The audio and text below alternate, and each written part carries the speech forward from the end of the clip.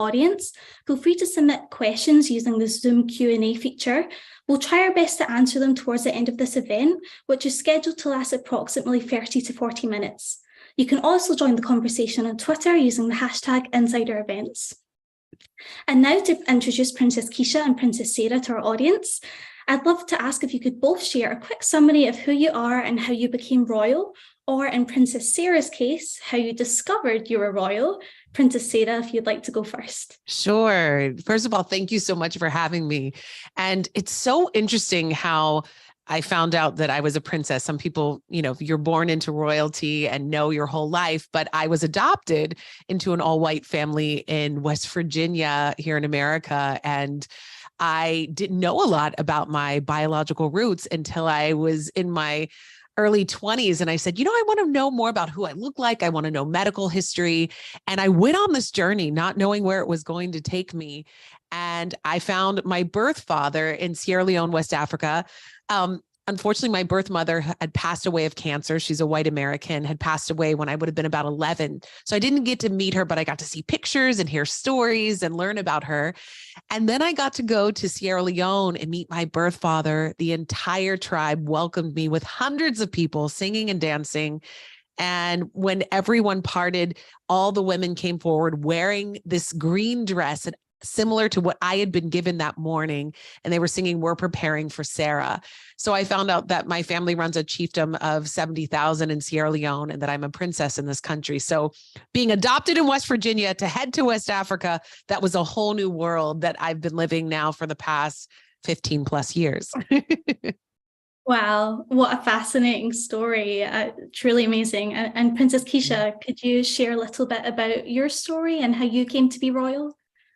Yes, so I'm Princess Keisha. Hi, first I want to say thank you so much again to Insider, to you, Mikhaila, and Princess Sarah. It's such a pleasure to share this panel with you. Thank you guys for putting this amazing panel together and for wanting to shed light and share light on Black royalty. So we appreciate you.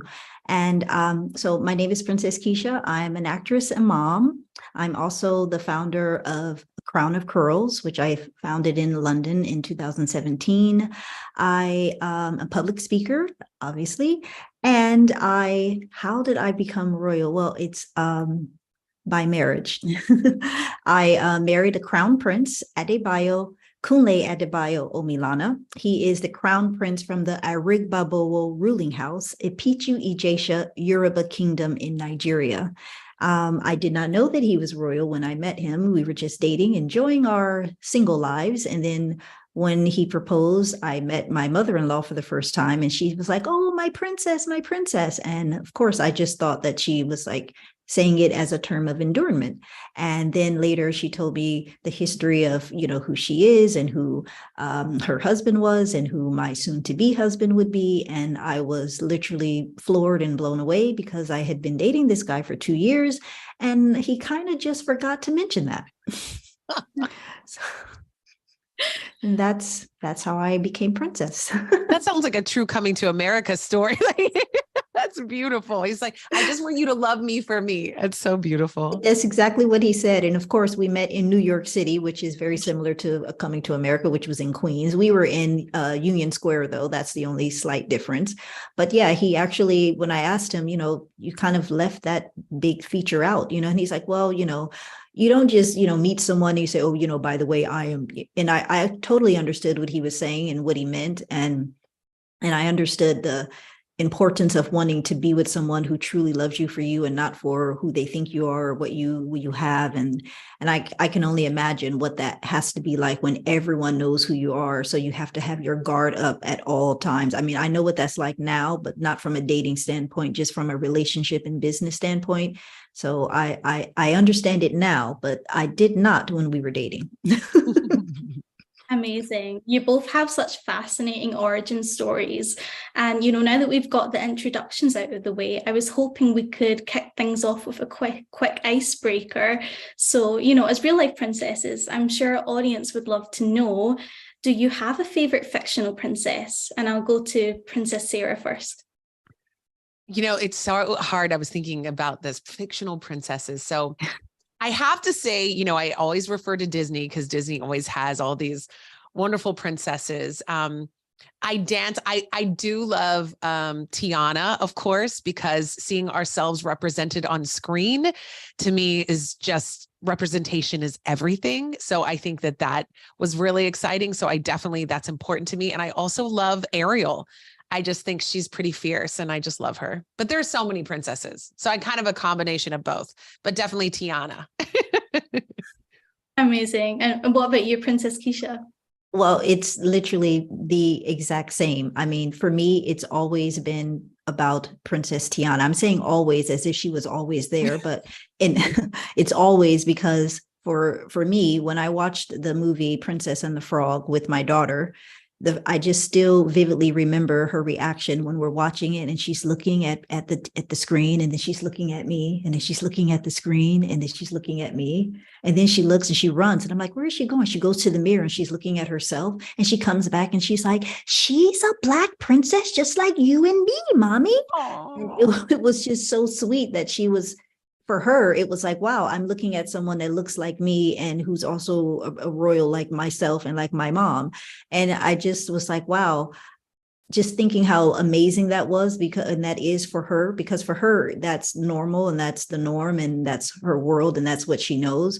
But then I think about all the beautiful Black and brown girls that didn't have that or don't have that, and how sometimes it's sometimes unfortunate that you can only you don't see yourself, which, going back to what Princess Sarah said, representation matters, and it is huge when they can see themselves represented in a proper manner and in accurate manner, and when it's a positive way as well, because it's very much necessary for children, not just children, but for everyone to know that Black royalty existed before slavery did.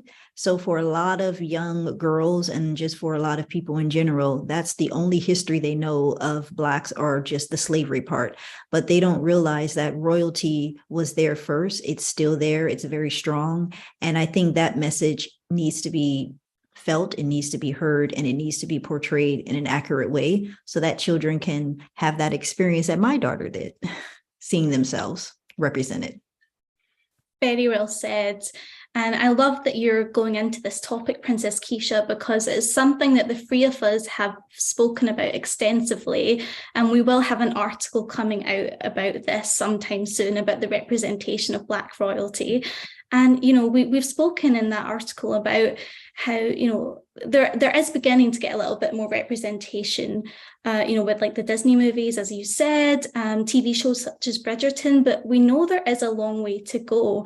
Princess Sarah, how do you feel about the current representation of Black royals in television and movies? I think that we need more. I think the representation is great. The more, the merrier.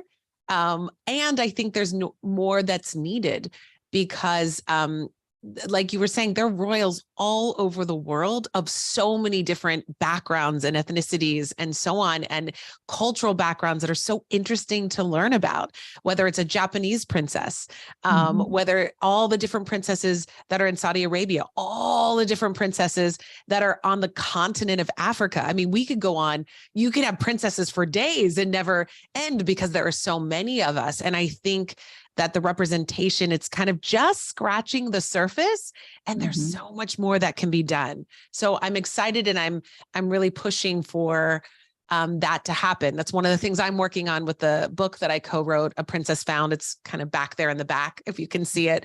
And we're working on turning that into a movie, and it's a memoir, and learning about the ideas, especially inside of America. There's a conversation that we're only descendants from slaves, and we're actually descendants from Africans. So inside the movie, we're working on shifting the narrative that actually we're from royalty. We're from kings and queens and mothers and fathers and sisters and daughters and lawyers and everyone. And we're brought to different places all over the world and made slaves. But that's not where we began. That's not our origin story. And that's not all of who we are as slaves. So we're really excited about the movie, and also excited about the process of shifting the narrative, which is extremely important in creating more representation and understanding. So Black and brown girls can actually go, oh, wow, I can be part of this. This is part of my history. So I think it'll be really special. Amazing. And Princess Keisha, did you have anything else to add on this topic?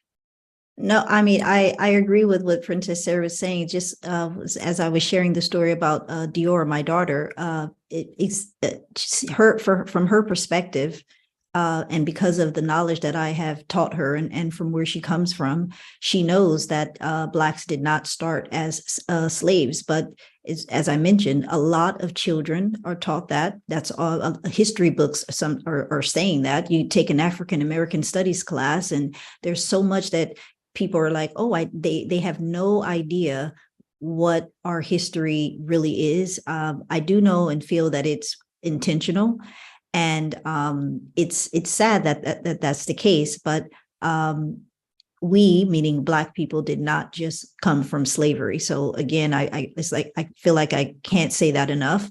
But as far as Black royals being currently represented and the representation, we definitely need more. And I do feel that the interest is there. I feel that more and more people are becoming aware, and they're wanting to search for more knowledge. And that's why I'm very, very happy and proud that you, Insider, decided to put this panel discussion together. It's a great way to express representation. What better way to have Black royalty represented in a truthful setting, and then having two Black royals sitting on a panel, giving you their stories, giving you their experiences, giving you their culture, and from our mouths and from our perspective. It's not being told by the lens of someone else. It's actually being told by us, which is really what's needed and what's necessary. And that's the one thing that we haven't seen. I'm thrilled with like Black Panther and with Princess Tiana, but all of those, they're fiction. And it's different when you're actually sitting on a panel discussion with royals. So I'm looking forward to having more of these type of conversations and having keynotes and TED Talks and all of that about this topic, because it's necessary. Absolutely. And you just mentioning there about wanting to kind of divert away from fiction and learn the real stories, it made me think of Princess Sarah, your memoir, and how that would be a great resource for people that would like to learn a little bit more about who you are and where you've come from. So for anyone that's watching that maybe hasn't read your memoir or didn't even know that you had written a book, could you tell us a little bit more about it and you know, how it came to be? Sure. Thanks for asking. So the book came to be because it's interesting. We started talking about, I just said, I think it's important for people to know this journey and the story and the struggle that sometimes we deal with as human beings around identity. And so growing up, kind of being adopted into an all-white family in West Virginia, not looking like anyone around me, even though I had so much love and wonderful friendships and an incredible family, I was very aware that I looked different than everyone around me. And then growing up and then going to West Africa, going to Sierra Leone, because the book is a juxtaposition, if you will, between my life and my birth father's life up until we meet. So one chapter, you're in Morgantown, West Virginia for 4 or 5 pages, and boom, the next chapter, you're in Sierra Leone, and the child soldiers are scouting the village to attack because it's right at the beginning of the Blood Diamond War that went on from 1991 to 2002. So it's kind of fascinating to see the parallels of what's happening to both of us at the same time. We're in different countries, but what's happening parallel together, and we move forward together. And then when we meet somewhere in the middle of the book, then it goes forward together with my birth father's voice and my voice, and learning about the tribe, learning about the culture, learning about their traditions, and learning about the paramount chief. My great grandfather and grandfather were paramount chiefs, and they were Knighted Justice of the Peace by the Queen of England. And my family now runs a chiefdom of 70,000. So there are a lot of responsibilities. And my other uncle is now the president in the country. So we're working on all kinds of projects around public health, education, technology, and female empowerment. And we're working on digging wells. So the book is actually the beginning of all of that, how it all got started from childhood, dealing with my identity, growing up, learning more about my birth family and taking my parents who adopted me to Sierra Leone, and all of us working together after this war, and really having two different cultures come together that didn't know each other, from West Virginia to West Africa, coming together to move forward. I think that's a exciting conversation about diversity, diverse voices coming together. And that's kind of what the book is about. Fantastic. And, as a memoir writer yourself, a royal memoir writer, I wondered, Princess Sarah, if you had a chance to read Prince Harry's memoir yet, or if your thoughts on it, if you've heard anything, because the past couple of months, it's been, all anyone can talk about. What's interesting? I don't know if Princess Keisha, I have not read it yet. I have not read the book yet, so I don't feel like I can speak on that at all. Now, when it's on Oprah's book list, I'll read it. No, I'm just joking. But no, I have not read it yet. I'm sure it's fascinating and challenging and really interesting, but I actually have not read it yet. No worries. Yeah, absolutely. I understand. It's one of those things where you feel like, you would just want to be able to speak if you have read it. Totally understand.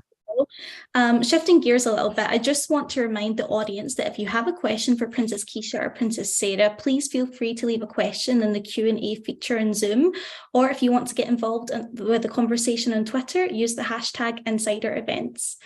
Now, for the next question I have for both of you, I'd love to ask, well, first of all, Princess Keisha, in your experience, what would you say are the biggest misconceptions people often have about being a princess? Oh, wow. Okay. So the biggest, for me, I feel the biggest misconception about princesses is that we don't want to work or that we don't have dreams or goals, or that we don't have desires, or that we don't think for ourselves, or that we're not independent. I think that it's a very big misunderstanding and misconception. And that's why I worked really, really hard to so basically on my social media platforms, my hashtag is the working princess.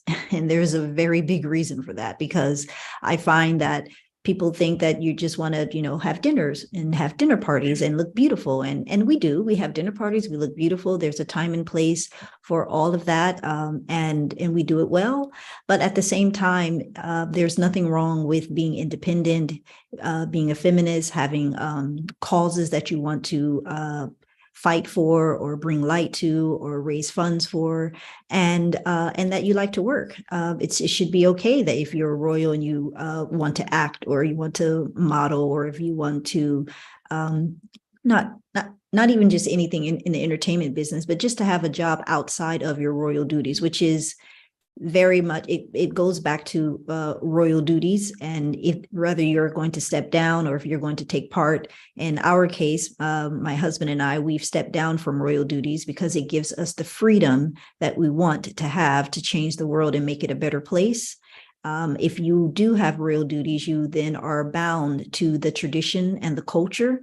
And those traditions and cultures have been set in place for over 500 years, and they're still being practiced today. So it would be very, very difficult for one to express themselves in the way that they want outside of the tradition and culture if you are taking on royal duties. So stepping down and being able to shed light in a way from your perspective and from what you're thinking and what really sets your heart on fire that might be outside of tradition and culture. The only way to do that is if you step down. So as a royal and as a princess, there's many misconceptions, but for me, I think not the best, but the one that I personally receive the most is, oh, wow, you really want to work on that? Or, oh, you're still actively I saw you, oh, you're modeling, or, oh, you're So they're always kind of like shocked. And I know that it's not just me. So I feel that their perception of what royalty is not always accurate. And it could just be because that's what, they see and that's all they know. But we are very, very feisty individuals, us princesses, and we have many, many talents and many interests. I love that. Yes. I echo that. That's so Wonderful. Sorry, you didn't call on me, but I just want to say I echo everything that you said. And I think one of the misconceptions is that that we don't also, everyone's different. And some in my family in Sierra Leone, there are certain responsibilities that I have to the chiefdom and to the country as far as the work that we're doing. As I mentioned, around public health, education, technology, and female empowerment. So these are different projects that we're working on. However, so we're getting sanitary pads for girls, we're digging wells that are getting clean drinking water, and we're working with a lot of different people to mobilize Rotary International, different organizations, other NGOs to make all this happen. And my dream is to have clean drinking water in the entire country. But I think people think that we're just sitting on a bed of pearls and diamonds and just twiddling our thumbs and there's nothing to do. And I also think that it's very true what Princess Keisha said, that we do have lives, we do have things that we do outside of our roles.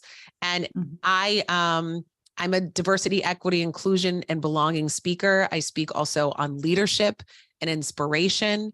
And I work on projects in the entertainment industry as well. So I was just meeting with some folks at NASA last week to talk about their diversity, equity, inclusion, and I'm going to do a presentation with them. And then I'm also working on an animation to have kids learn about cultures around the world. So we do have jobs, we do have things that we take on inside of our passions. And we aren't just, our role isn't just to our communities. We do have lives outside of it as well. Amazing. We've just had an audience question come in, which is kind of along the same lines as what you were both, speaking about. But if you can think of anything that you think would surprise people about what it's really like to be a princess. I think some of what you said might have just answered that, but if you can think of anything else for our audience that might have these kind of questions for you. I think, for one, going back to what or adding on to what Princess Sarah was saying, even we have multifaceted lives and we have great interests and we have causes that we're working on, and but sometimes for me, my day-to-day life is just very non-royal. They may be surprised that they may find me on the train one day, or they may be surprised that I like shop when I'm in the US. Oh my gosh, I love Target. You might find me at Target. So sometimes it's like people feel that, oh, if you're a celebrity or if you're a public figure or if you're a royal, your life is only this. So it's very easy for them to kind of put you in a box or in a bubble as to what they feel, where they think you're going to eat all the time, or where they think you're going to shop all the time, or what causes they think really mean something to you. And a lot of times your day-to-day life is very much like theirs. And we do have responsibility. We do have causes that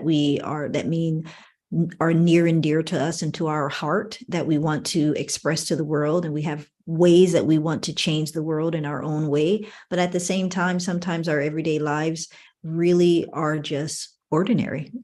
I think that would surprise a lot of people. Another thing that I think is a surprise is that we are princesses. I think when I say I'm Princess Sarah, it depends if people have read about me or something, then they'll be like, oh, you're a princess. Really? But I think so often the surprise is, oh, there are Black princesses, there are African princesses, there are other princesses other than the royal family in England. I'm like, yes, there are.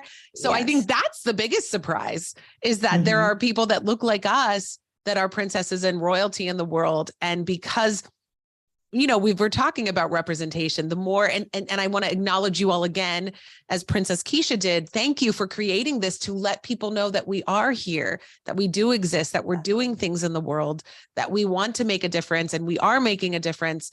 And representation is so important. But the big surprise from people often is like, oh, there's royalty outside of the British ruling family. I'm like, there's royalty in all through Europe as well. It's and not Asia, just England, and India, and Asia, yeah. So I think that kind of exposure is important. And just want to echo thanking you all for bringing that to fruition for people.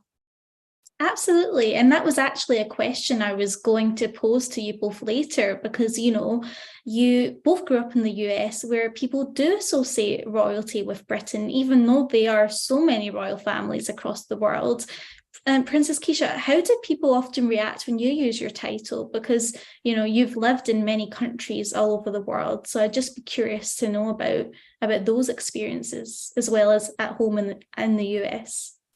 Well, it's most of the time, if I'm being honest, people don't really react because I don't say who I am on a day-to-day basis for my day-to-day life as mom, as wife. I'm just Keisha. But when I'm on the red carpet, if I am promoting a Crown of Curls or our new business that we're launching in Europe, Cultural Network, then I am, of course, addressed as Princess Keisha. But in that setting, people are expecting that because they know who they've come to see. They know who they're going to be mixing and mingling with at that event. So it's expected. But there are and have been a few times where, actually, let me rephrase that.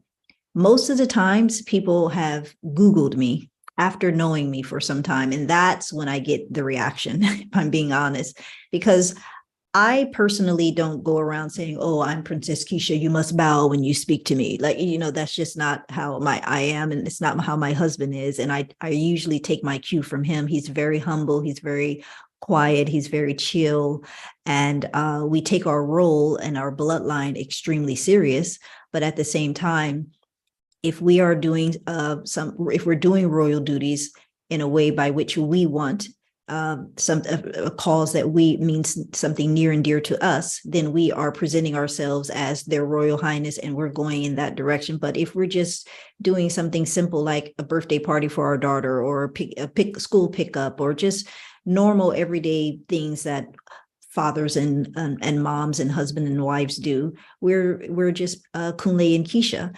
But when it's something very special about being able to see who a person truly is when they interact with you for months or years and then they find out who you are, most of the time that's how we can truly know what's in the heart of someone. Because once they Google, they'll come and, oh my gosh, you did not tell me that you were Princess Keisha.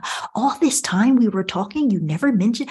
And so for those that just, that say that, but then, how can we get involved? What causes are you working on? What are you doing? How can we help? You have that. And then you have those that, sometimes all of a sudden want to be extra friendly or, all of a sudden want to have a play date with your daughter or, so I actually like the fact that we are in the public eye, but not so mainstream to where people automatically know who we are, to where we can kind of lay low and just, be ourselves and really get to the heart of who people are when they interact with us. And it helps as a shield so that we can kind of wean out the parasites. Amazing. Good tactic to use for sure.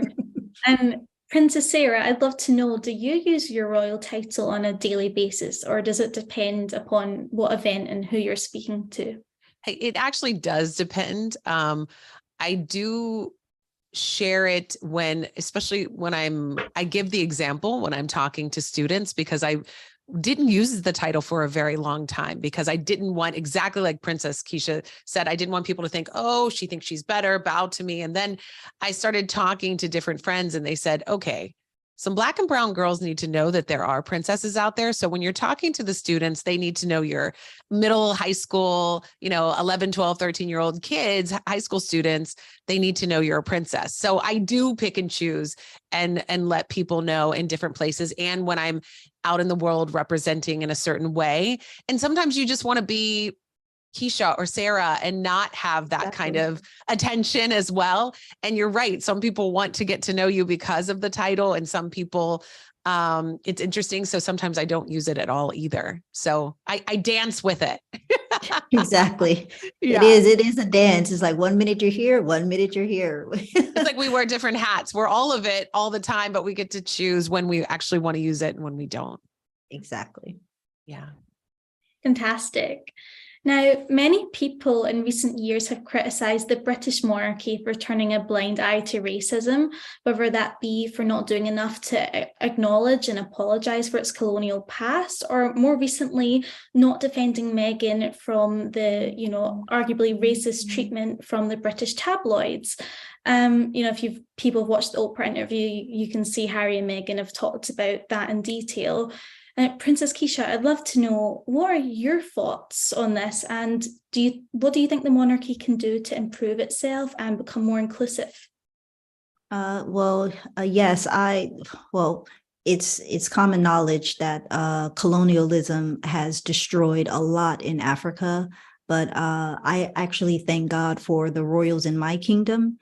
In the face of colonialism, we were able to keep our traditions and that were passed down from our ancestors intact. And so therefore, and thereby, the Yoruba kingdom has become a spiritual home for all Yorubas all around the world, and for those that want to learn more about the Yoruba culture.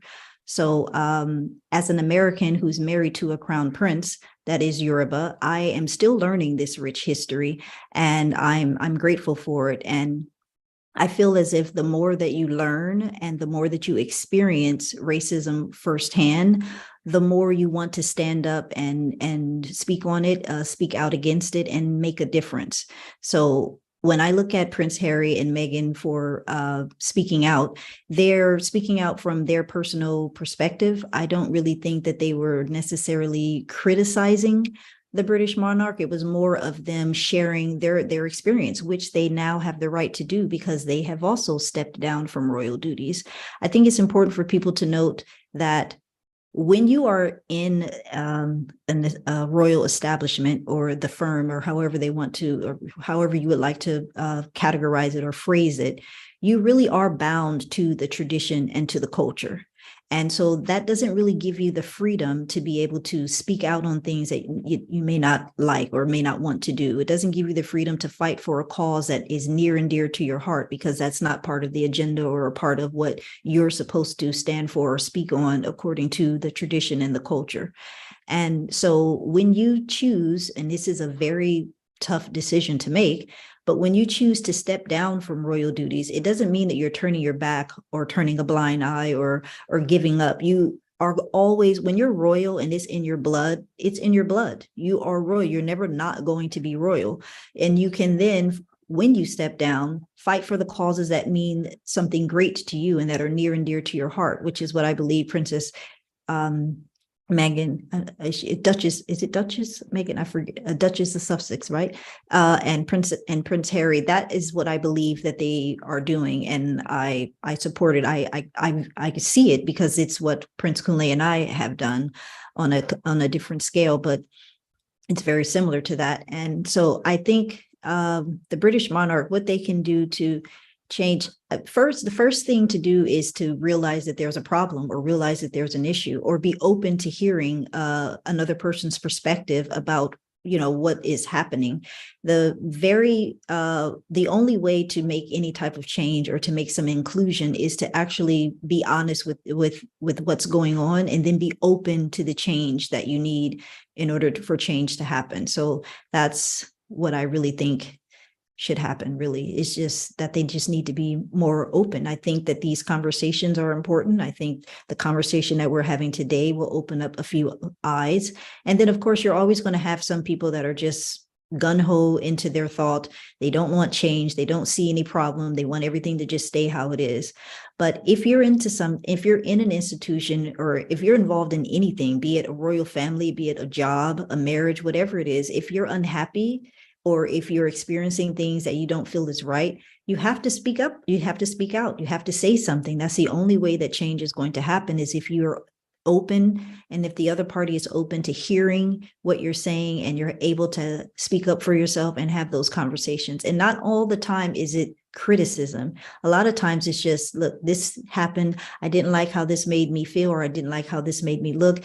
Is there any way that we can come together and change this? Or is there any way that we can do it this way? Because I really feel passionate about it. And sometimes the answer is yes, sometimes it's no. And if it's always no, then that's when you need to make the decision of if this is something you want to stay in. And when I say that, I'm talking about as far as when you're in the royal family in an institution, you have to be aware that you are a part of something bigger than you. So either get on with it and do it, or gracefully step down. Fantastic answer to that. Amazing. Just a quick reminder to our audience that we just have a couple of questions left, a few more minutes left with Princess Keisha and Princess Sarah. So if you do have any questions before we wrap up, make sure to put it in the little Q&A box for us. And on to our next question. I'd love to ask you, Princess Sarah, if you've been keeping up with the British monarchy since King Charles took the throne, and if so, what do you make of him as the new monarch? You know, what's so interesting is that I always think about this inside of the people that live in the place. So in saying that, when I went to Sierra Leone, I went there and met my birth family, met the tribe, and started working there. But how I had to learn about what's best is coming from America. I had to ask the people on the ground and get all the diverse voices to hear and understand and really know what's happening. So inside of Charles, I feel like to answer that question, I would love to talk to people there to see what are your thoughts inside of his leadership. And because I live here in America and go back and forth to Sierra Leone and travel to different countries, I'd love to get other people's input, because I feel like Princess Keisha was saying, people speak from their experiences, right? And I don't know because I don't live there, I don't know what people's experience of him exactly are. So I would want to talk to people and say, what do you think about him being the new king? So. Absolutely. No, that makes perfect sense. And in terms of monarchy as a concept, I'd love to ask you both, do you feel monarchy overall is important to society? Because, as we know, in recent years, many monarchies, not just the British, have, been called into question over whether it's still relevant. I mean, especially here in the UK, since Queen Elizabeth passed away. So I'd love to know, Princess Keisha, what is your view on this? Yes, I feel that, monarchy is it's very tricky, but here's why. Yes, I feel that the monarchy is important, but the reason I feel that is because it really, really supports the culture, and it's really the best way, or one of the most popular ways that personifies history and nations. The reason why it started by saying it's tricky is because at the same time, they're not politicians. So it's very important, and it will only work if it's being used by way of fairness and justice. So if you're not being fair and there's no justice, then obviously it's not going to work. That has to be maintained.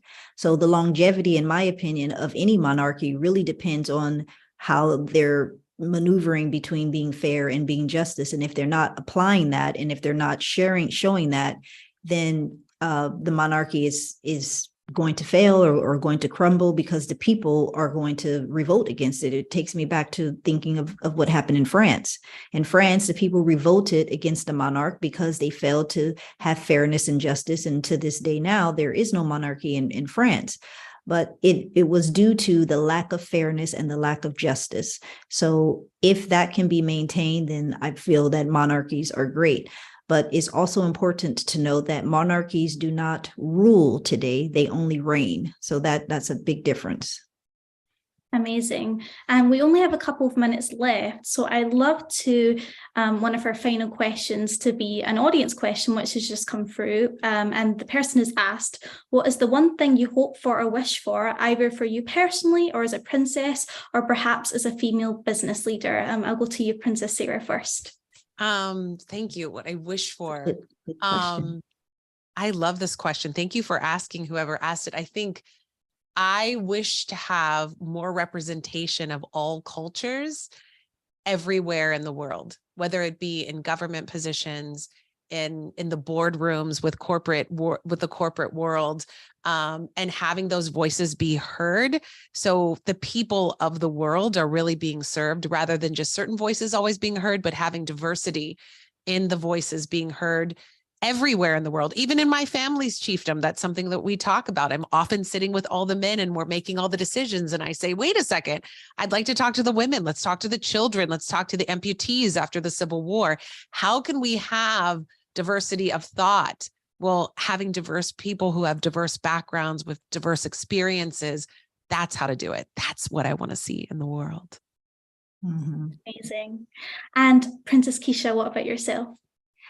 That's such a great question. What do I wish? Wow. Well, right now, if I'm being honest, I wish that we have more opportunities like today, being able to sit on a panel with Black royalty. This is one of my biggest wishes, is that it's not taboo. It's not, oh, wow, it's not really, there's a Black princess.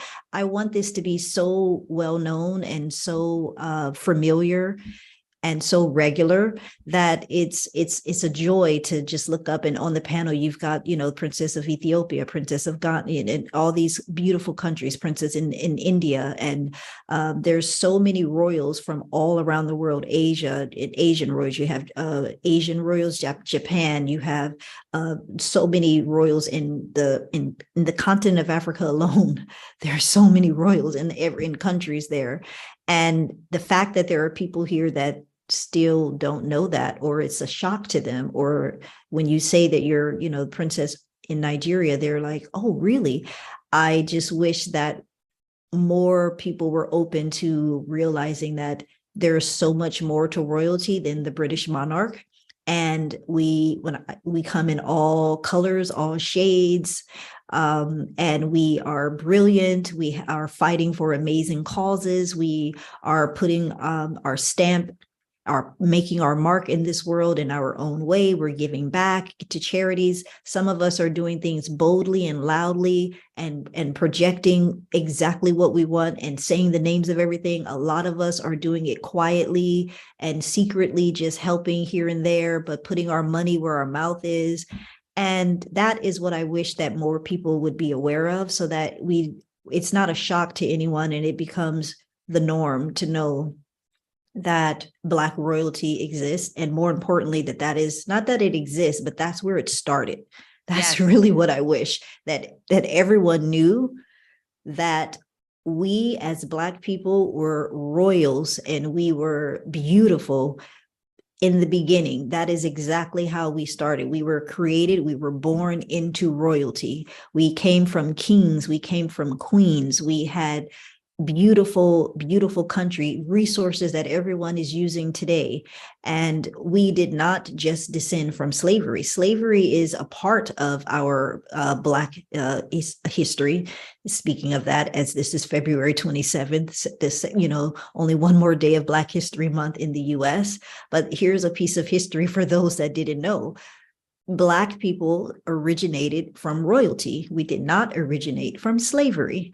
That is a part of our story, but it is not the beginning of our story. So my wish is that more people would understand that, more people would know that, and that agenda and that knowledge is out there more. So I, again, would like to thank the Insider family for putting this panel together, because this is like the first step and a giant step forward with getting this narrative out there, because it's coming from our mouths. It's coming from our experience as royals.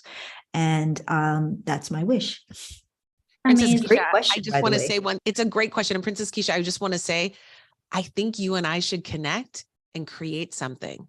Yes. Make that happen.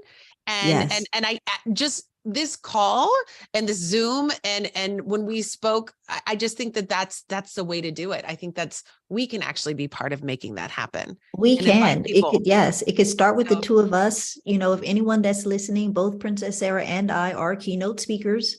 Yeah. And, Insider, we listen, I'm just going to put it out there, because Mikhaila is by far one of my favorite interviewers. Amazing. I don't really give my story or share too much. We're very quiet and very humble, and we kind of just keep to ourselves and enjoy our lives and travel, enjoy our freedom. But anytime Mikhaila calls, she's the only one that Alicia, my assistant, knows that it's always it's like 99.9% always a yes. Yes. Because I feel safe with her, and I know that she is coming from the angle of good truth, truthful journalism, not clickbait, not something that you try to get them to say, but you knew that wasn't how they meant it, but you cut it and pasted and edited it to where it sounded like. I'd never have to worry about that with her. So when it comes to you and I, Princess Sarah, doing this, Mikhaila, if you would like to be on board. Yes, Mikhaila, we want you as a partner. You're We're the one who recruiting started you. this. You're part of our team. I am truly honored. Part of the tribe. Yeah, see, it's going to start with us too, Princess Sarah, and then before you know it, we're going to have, like 5, 6, 7 royals on the stage. I mean, how beautiful would that be to have an Asian princess, a Pakistani princess, a princess? I mean, the list goes on. There's so many beautiful royals in this world, and I would love to share that panel and share that stage with all of them. Yeah. Amazing. Thank you both. This has been amazing. And for your kind words, Princess Keisha and Princess Sarah. I hope this is the beginning of a new project for both of you. And, whenever you get something started, just give me a call. Insider would be happy to, shed some light, some more representation, and to, help educate people on what you both are working on. So thank you very much. And, we're just running out of time. So I just have to say thank you again, Princess Keisha and Princess Sarah, for this amazing conversation. I've thoroughly enjoyed it, and I know our audience has too. And thank you to all of you, our audience, for tuning in. The discussion doesn't have to end here. You can share your thoughts on Twitter or Instagram using the hashtag Insider Events. And please be sure to follow Insider for more of our coverage on the royals and beyond. Just giving you a little note on our next Spotlight event that's scheduled for March to honour International Women's Day. You can join Shona Ghosh, Deputy Editor of Tech and Careers, for her guest on Transforming the Norm, which is a conversation on innovation, technological change, and education in the digital age, and how that can help achieve gender equality. Thanks again for joining. Please, for our audience at home, make sure to take our event survey, which will pop up on your screen any second. I'm Mikhaila. Have a great day and a fantastic year, and thank you again. Thank you, Princess Sarah. I'm going to be in those DMs. Let's do it. Bye. Thank you.